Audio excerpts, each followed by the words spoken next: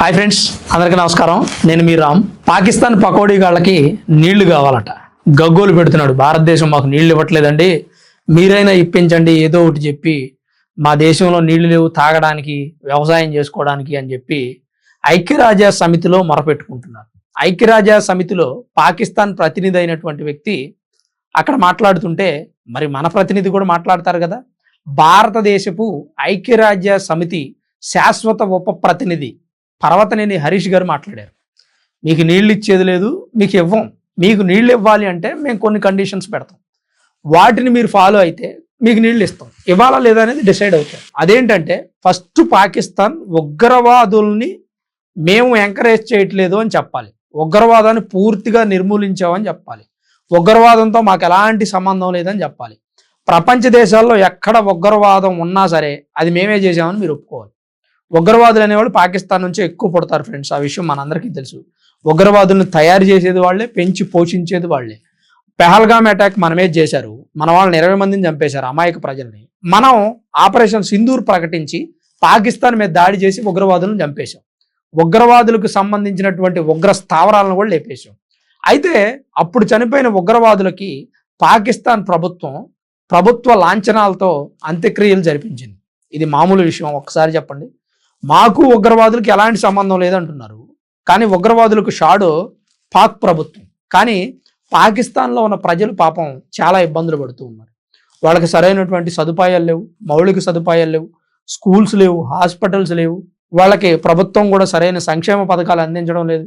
ప్రజలు బాగా ఇబ్బంది పడుతున్నారు. పాపం దురంధర్ సినిమా రిలీజ్ అయినప్పుడు కూడా వాళ్ళు పాకిస్తాన్లో కొంతవరకు షూట్ చేశారు కదా, అందులో పాకిస్తాన్ స్టోరీయే కదా, మాకు కొంత డబ్బులు ఇవ్వండి, మా ప్రజలకి ఏదన్నా అవసరమైనటువంటి కొనుక్కుంటాం, మా ప్రభుత్వానికి కూడా చెప్పొద్దు ఆ విషయం అని చెప్పి వాళ్ళు రిక్వెస్ట్ చేశారు. అంటే ఎంత దీనస్థితిలో ఉంది పాకిస్తాన్ అని చెప్పడానికి ఇది ఒక చిన్న ఎగ్జాంపుల్.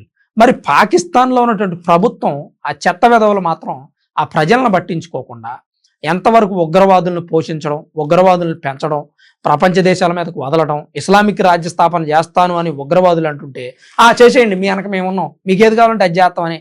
వీళ్ళకే తినడానికి తిండి లేదు, ఉగ్రవాదులకు ఏది కావాలంటే అది చేస్తారంట. ఉగ్రవాదులకు ఫండ్స్ ఇచ్చే దేశాలు కూడా కొన్ని ఉన్నాయి ఫ్రెండ్స్, చాలా జాగ్రత్తగా మనం నడుచుకోవాల్సిన అవసరం ఉంది ఈ విషయంలో. ఉగ్రవాదులకి పాకిస్తానే కాకుండా మరికొన్ని దేశాలు కూడా ఫండ్స్ ఇస్తూ ఉన్నాయి. ఉన్న 56 ముస్లిం దేశాల్లో కొన్ని దేశాలు ఫండ్స్ ఇస్తున్నాయి. ఇంకా ముఖ్యమైన విషయం ఏంటంటే, ఈ ముస్లిమ్స్, పాకిస్తాన్లో ఉన్నటువంటి ముస్లిమ్స్, ఇస్లాం రాజ్య స్థాపన చేయాలనుకునేటువంటి వ్యక్తులు ఉగ్రవాదుల ప్రేరణతో ముస్లిం దేశాలకు వెళ్లకుండా 56 ముస్లిం దేశాలకు వెళ్ళట్లేదండి వీళ్ళు. ఏది వలసలు ఉండడానికి, వలస వెళ్ళడానికి అమెరికా, లేదంటే ఇజ్రాయేలు, లేదంటే భారత్, అంటే నేపాల్, ముస్లిం దేశాలు కాని దేశాలకు వెళుతున్నారు. ఎందుకంటే ఆ దేశంలో ముస్లిం జనాభాని పెంచాలి, తద్వారా ఇస్లామిక్ రాజ్య స్థాపన చేయాలి. ఇది వాళ్ళ ప్రయత్నం. మరి ముస్లిం దేశాలకు ఎందుకు వెళ్ళట్లేదంటే వాళ్ళు బ్యాన్ చేశారు. సుమారు 56 ముస్లిం దేశాలు అనుకుంటా, మేబీ ఆ 56 ముస్లిం దేశాల్లో కూడా ముస్లిమ్స్ మా దేశానికి వలస రావద్దు అని బ్యాన్ చేశారు. నేను దీని మీద ప్రీవియస్ వీడియోలో కూడా చెప్పాను. పాకిస్తాన్ నుంచి, బంగ్లాదేశ్ నుంచి, ఆఫ్ఘనిస్తాన్ నుంచి వస్తున్న ముస్లిమ్స్ ఎవరైతే ఉన్నారో వాళ్ళు మా దేశానికి రావద్దు, ఇక్కడ అడుక్కుంటున్నారంట, అంటే బెగ్గింగ్ చేస్తున్నారు, అలాగే కొన్ని నేరాలకు పాల్పడుతున్నారు, దారి దోపిడీలు చేస్తున్నారు, మా ముస్లిం దేశాలకు చెడ్డ పేరు తెస్తున్నారు, కాబట్టి ఇక్కడికి రావద్దని వాళ్ళని నిషేధించారు ఆయా దేశాల ప్రభుత్వాలు. అయితే వీళ్ళు ముస్లిం దేశాలు కాని దేశాలకు వెళ్ళి వాళ్ళని మతం మార్చే ప్రయత్నం చేస్తారు, వాళ్ళ జనాభాని పెంచే ప్రయత్నం చేస్తారు. అమెరికాలో ఒక ప్రాంతాన్ని ఆక్రమించారు, ఇంగ్లాండ్లో అదే పరిస్థితి, వాళ్ళంతా రోడ్డెక్కి నిరసనలు చేస్తున్నారు, ముస్లిమ్స్ మా దేశానికి రావద్దని.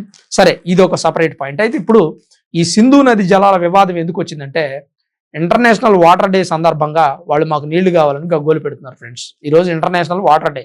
ఇంటర్నేషనల్ వాటర్ డే అయితే మీకు వాటర్ ఇవ్వాలా? లేదా మీరు ఐక్యరాజ్య సమితిలో వచ్చేసి దొంగ మాటలు మాట్లాడితే మీకు వాటర్ ఇవ్వాలా?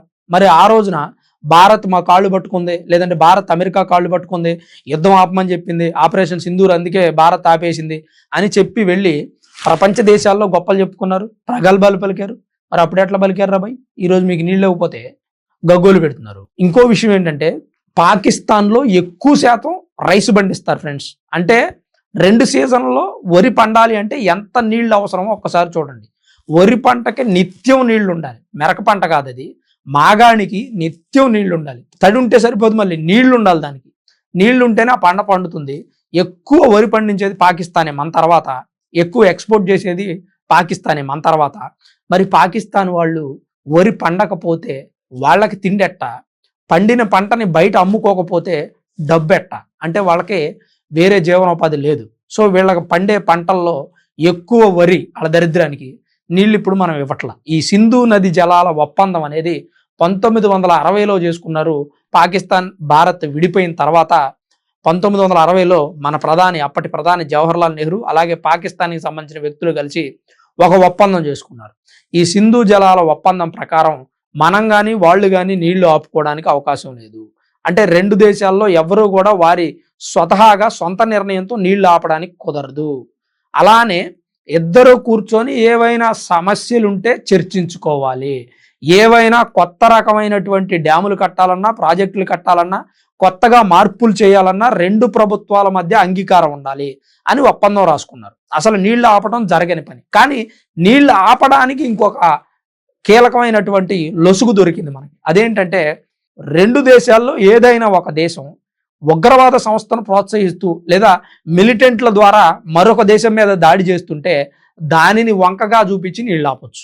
ఇది మన భారత ప్రభుత్వం పట్టినటువంటి అంశం. అందుకని ఇప్పుడు మనం సింధు జలాలు ఆపేస్తున్నాం. సింధు నది సుమారు 11 లక్షల కిలోమీటర్లు ఉంది ఫ్రెండ్స్. ఇది 47% పాక్లో వ్యాపించి ఉంది, 39% భారత్లో ఉంది, చైనాలో 8% ఉంది, ఆఫ్ఘనిస్తాన్లో 6% ఉంది. సో అందుకని సింధు నది వ్యాపించి ఉన్నటువంటి ప్రాంతం చుట్టుపక్కల 30 కోట్ల మంది జీవిస్తున్నారంట. ఒక రకంగా మన భారతదేశానికి హిందూస్థాన్ అని పేరు రావడానికి కూడా కారణం అదే అని చెప్పి చరిత్రకారులు చెప్తూ ఉంటారు.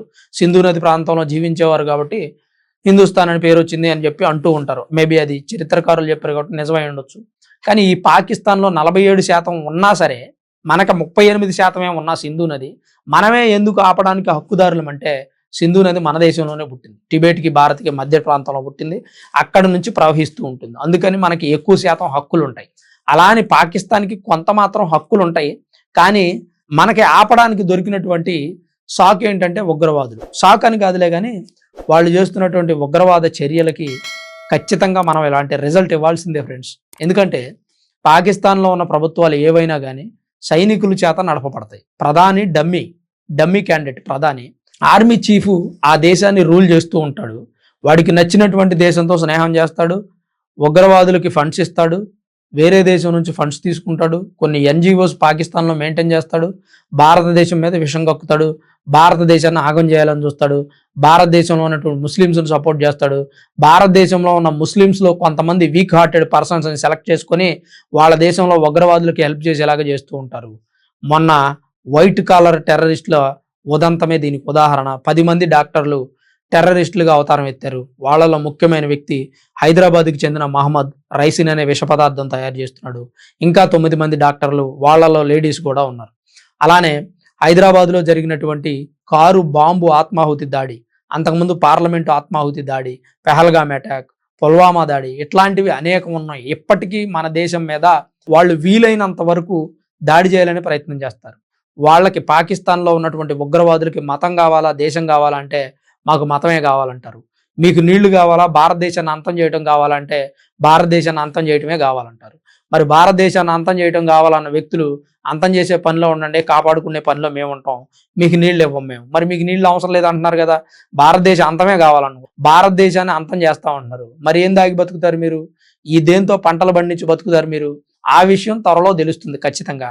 ఇప్పటి వరకు నీళ్లు ఆపే ప్రయత్నం ఏ ప్రభుత్వం చేయలేదు. ఈ మాట చాలా జాగ్రత్తగా గమనించండి.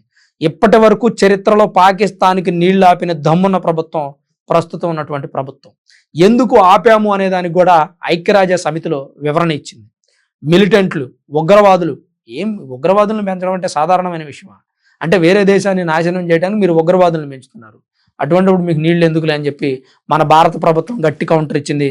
మన భారతదేశం తరపున ఐక్యరాజ్య సమితిలో ఉపశాశ్వత ప్రతినిధి పర్వతనేని హరీష్ గారు మాట్లాడారు. ఆయన మాట్లాడినటువంటి మాటలు చాలా గొప్పగా అనిపిస్తాయి మనకి. ఇందాక నేను చెప్పాను కదా ఆల్రెడీ, అలాంటి మాటలు మాట్లాడేటువంటి వ్యక్తులు ఈ దేశానికి చాలా అవసరం. ఉగ్రవాదం అనేది ఎక్కడున్నా మట్టు పెట్టాలి. గతంలో మన ప్రధాని కూడా పాకిస్తాన్ మీద ధ్వజం ఎత్తారు. ధ్వజం ఎత్తడమే కాదు, పాకిస్తాన్కి బుద్ధి చెప్పాలి అని అనేక సందర్భాల్లో నేను మాట్లాడాను.